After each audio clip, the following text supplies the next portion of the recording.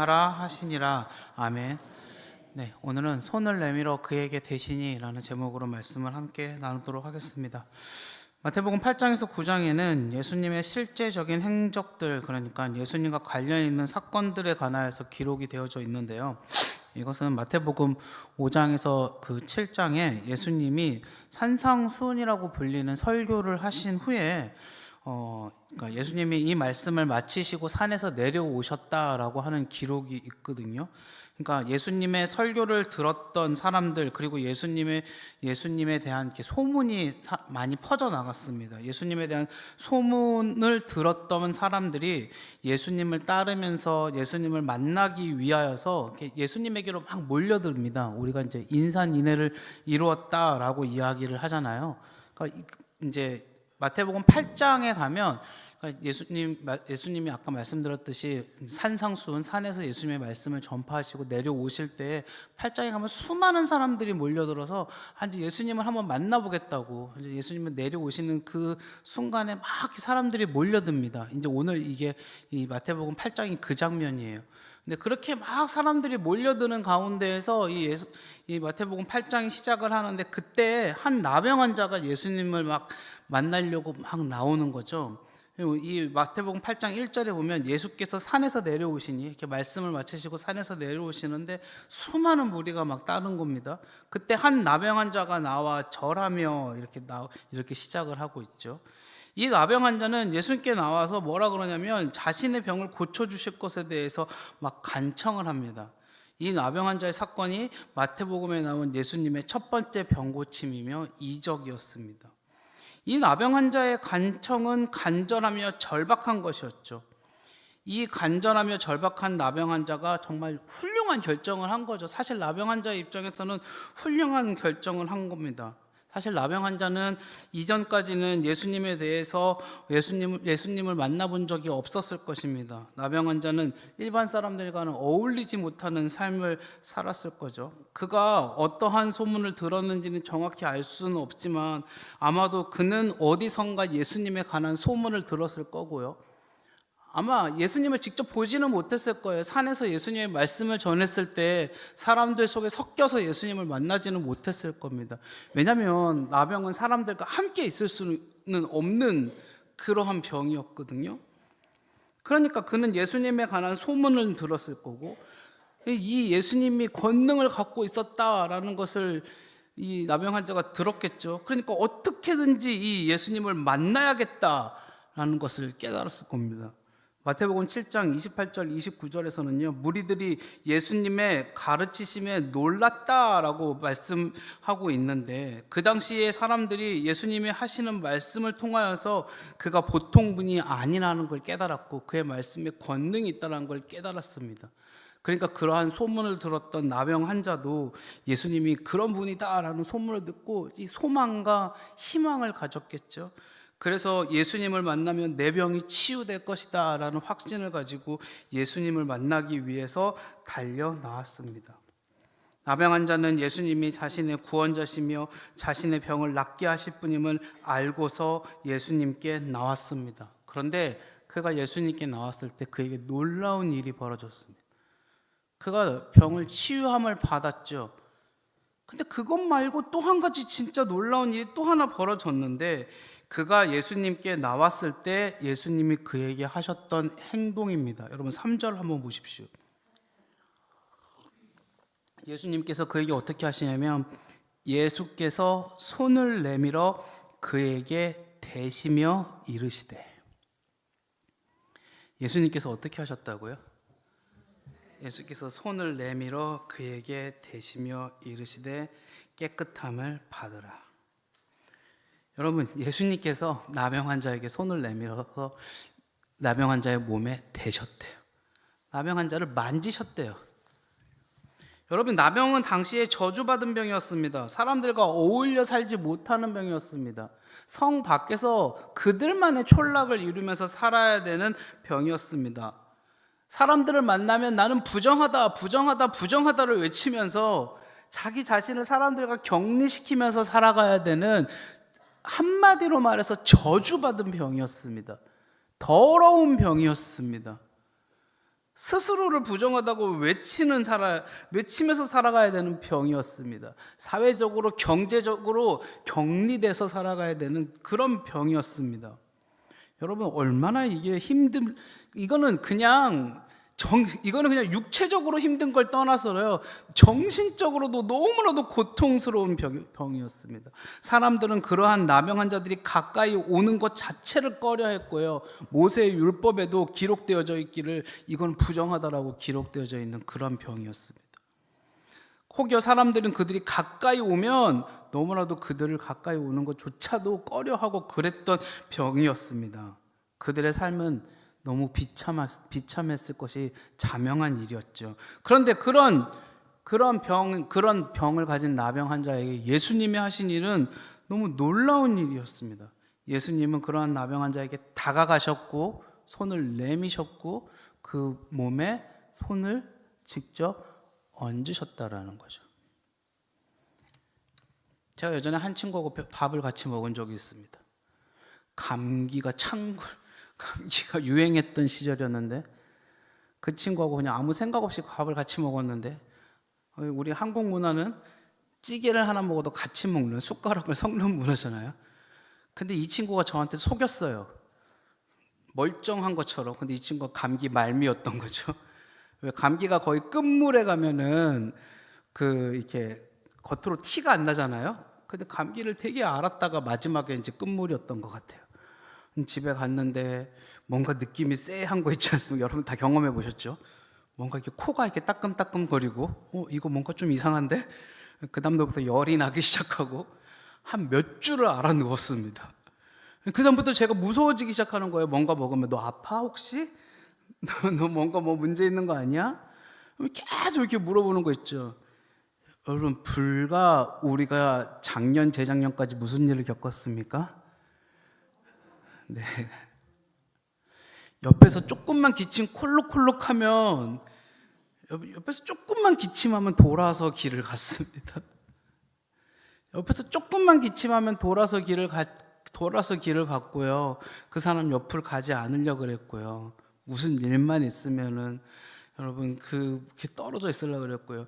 심지어 교회도 마음대로 오지 못하는, 여러분 교회 와서 예배도 마음대로 드리지 못하는, 여러분 우리가 그런 시대를 살지 않았었습니까? 진짜 우리가 그런 가슴 아픈 시대를 살지 않았었습니까? 저만 경험한 게 아니고 우리 모두가 다 같이 전 세계가 그러한 팬데믹을 경험했던 그런 시대를 살았었는데, 여러분 나병은 전염되는 병이 아닙니다. 그런데 당시 의학적 수준이나 관습으로 보았을 때 예수님이 나병 환자의 몸에 손을 댄다라는 것은 엄청난 사건이라는 거죠. 이 자신의 몸에 손을 댄 그 나병 환자는 그 예수님을 보면서 어떤 마음이 느껴졌을까요? 제가 보기에는 병이 치유되고 치유되지 않고는 둘째 문제일 것 같아요. 그 예수님을 바라보면서 어떤 마음이 느꼈을까요? 여러분, 예수님은 어떤 마음으로 그의 몸에 손을 대셨을까요? 예수님의 마음은 긍휼하신 마음이지 않았을까요? 긍휼하심? 여러분, 긍휼하다라는 게 무엇일까요? 긍휼하다라는 걸 불쌍히 여긴다는 게 아닙니다. 긍휼하다라는 건 하찮게 여긴다라는 게 아니죠. 긍휼하다는 것은 그 사람의 마음을 헤아린다라는, 마음을 헤아린다라는, 얼마나 그동안 고생이 많았니? 얼마나 그동안 아팠니? 여러분, 대부분의 종교에서 신이 하는 일은 뭡니까? 너 뭐 잘못했어, 못했어, 잘못했어, 잘했어. 신은요, 위에서 군림하고 상을 주고 벌을 줍니다. 대부분 인간이 만들어낸 신은요, 그것밖에 하지 못해요. 그러나 하나님은 아버지 되시는 줄 믿습니다. 하나님은 아버지 되시거든요. 부모는 헤아리죠. 부모는 헤아립니다. 이 아이가 아파하는 마음, 이 아이가 뭐가 부족한지, 뭐가 힘들어하는지, 뭐가 문제인지를 아파하고 헤아리고 감싸주는 게 부모의 마음 아니겠습니까? 하나님은 그저 신의 위치에서 그저 그냥 그렇게 군림하시는 분이 아니라 우리를 향하여서 헤아려 주고 계시는, 예수님께서는 우리를 향하여서 헤아려 주고 계시는 그런 분이신 줄 믿습니다. 예수님은 우리를 이해해 주시고 체휼해 주시는 분이신 줄 믿습니다. 여러분, 체휼이라는 게 뭔지 아세요? 처지를 이해하고 가엾게 여긴다는 거예요. 예수님이 이 땅에 오신 이유는 우리를 체휼하기 위해서 오신 거예요. 체휼하기. 여러분, 우리를 이해하기 위해서 오신 거예요. 우리의 아픔을 경험하기 위해서 오신 거죠. 여러분, 나병 환자의 몸에 손을 대신 것도 사실은 그러신 거거든요. 우리의 슬픔을 이해하시고 우리의 슬픔을 만지시고. 여러분, 예수님께서 십자가를 지시지 않았습니까? 여러분, 2000년 전에 예수님께서 십자가를 들고 해골이라고 불리우는 골고다 언덕을 향하여서 걸어가십니다. 수많은 사람들이 이 십자가형 집행을 보기 위해서 함께 산을 올라갑니다. 어떤 사람들은 단순히 노마에 의해서 이 집행되어지는 단순한 이 십자가 사형을 그냥 구경하기 위해서 따라가기도 했고요. 어떤 사람들은 동원돼서 따라가기도 했고요. 또 어떤 사람들은 자발적으로 예수님 마지막 가시는 길을 보기 위해서 따라가기도 했었죠. 그 중에는 예수님을 따랐던 많은 사람들은 예수님의 가시는 저 마지막 길을, 그 길을 따라가며 가슴을 치며 통곡하면서 따라가기도 했었습니다. 학자들이 추정하기로는 십자가의 크기가 가장 높은 것은 약 한 4m 정도 되고요. 무게는 60kg 정도. 근데 우리 모두 다 알고 있듯이 예수님이 그 전에 당하신 고난이 얼마나 크고 얼마나 힘들었습니까? 그러니까 예수님이 그 십자가를 끌고 가는 그 길이 얼마나 힘드셨으면 내내 쓰러지시고 내내 힘들어서 자꾸 넘어지시고 하니까 순박해 보이는 사람 한 명을 끌어다가 쓰죠. 구레네 사람 시몬. 그러니까 이제 예수님이 그 십자가를 이렇게 덜고 나시니까 조금 이제 힘이, 그래도 조금 이제 힘이 조금 생기셨으니까 예수님이 사람들을 둘러보십니다. 그리고 주변을 둘러보시고 통곡하시는 사람들을 보시면서 예수님이 이렇게 말씀하시죠. 누가복음 23장 28절, 예수께서 돌이켜 그들을 향하여 이르시되 예루살렘의 딸들아, 나를 위하여 울지 말고 너희와 너희 자녀를 위하여 울라. 이게 예수님이 하시는, 십자가를 들고 가시는 와중에 예수님이 하시는 말씀입니다. 예루살렘의 딸들아, 나를 위하여 울지 말고 너희와 너희 자녀를 위하여 울라. 여러분, 이 말씀 왜 하셨을까요? 지금 예수님이 십자가 들고 끌고 가시는 이유가 무엇입니까? 예수님 십자가를 끌고 가시는 이유는 본인 때문이 아니라 우리의 죄 때문에 끌고 가신 것 아니겠습니까? 예수님이 이 땅에 오신 이유가 무엇입니까? 예수님이 나병 환자의 몸에 손을 대신 이유가 무엇입니까? 그의 아픔에 치유하기 위해서 이 땅에 오시지 않았습니까? 예수님이 십자가에 지신 이유가 무엇이겠습니까? 우리의 죄를 치유하기 위해서 이 땅에 오시지 않으셨겠습니까? 여러분, 우리가 진짜 슬퍼해야 될 것은, 우리가 진짜 바라봐야 될 것은 우리의 죄인 줄 믿습니다. 우리는 십자가를 기억하면서 자꾸 예수님의 고난만을 기억합니다. 예수님 얼마나 아프셨을까? 예수님 얼마나 힘드셨을까? 예수님 얼마나 고통스러우셨을까? 네, 그거 바라보면서 슬퍼야죠. 그러나 더 슬프고 더 바라봐야 될 것은 내 안에 있는 죄가 아닐까요?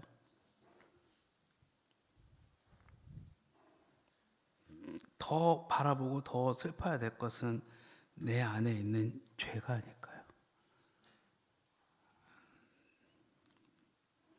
우리의 죄 때문에, 우리의 죄 때문에 말만 하는 것이 아니라 그것 때문에 예수님께서 저렇게 됐는데 라는 것 아닐까요? 여러분, 어쩌면 우리는 죄의 문제를 너무 쉽게 생각하는 것 같습니다. 죄의 문제를 너무나도 쉽게 생각하죠. 죄 너무 우리 다 쉽게 이겨낼 수 있는 것처럼 이야기합니다. 제가 그 강연을 듣다가, 예전에 교회에서 그런 강연 되게 많이 했는데, 화가 나면은 마음속으로 열을 세보세요. 어떤 분이 이렇게 교회에서 강연하시면서 그러더라고요. 여러분, 운전하고 가시다가 누군가 이렇게 끼어들고 막 화나게 하면은 열을 세보래요. 마음속으로 10초만 이렇게 1, 2, 3, 4 그러면 다 참을 수 있대요. 제가 운전을 하고 가다가 한번 써먹을 기회가 있었잖아요. 누가 이렇게 막 끼어드는 거야. 그래서 제가 저 화 잘 안 내요. 꼭 이렇게 말하면 꼭 이렇게 성격 나쁘신 분들이 오이 저 목사님은 맨날 싸우고 다니라고 그러는데, 전 15년 무사고입니다. 네. 딱지도 한 10년 동안 한 서너 번밖에 안 끊었어요. 저는 화 잘 안 내요. 근데 한번 제가 써먹을 기회가 있었잖아요. 그래서 제가 운전하고 가는데 정말 어떤 사람이 이렇게 막 끼어든 거예요. 그래서 제가 마음속으로 10초를 참았잖아요. 1, 2, 3, 4, 5, 6, 7, 8, 9, 10 딱 참았어요. 근데 그 사람이 딱 사라졌잖아요. 마음속으로 어떤 생각이 든지 알아요? 열이 받아갖고 죽을 뻔했어요. 욕을 한마디 했었어야 되는데 참은 게 너무 열이 받은 거 있죠.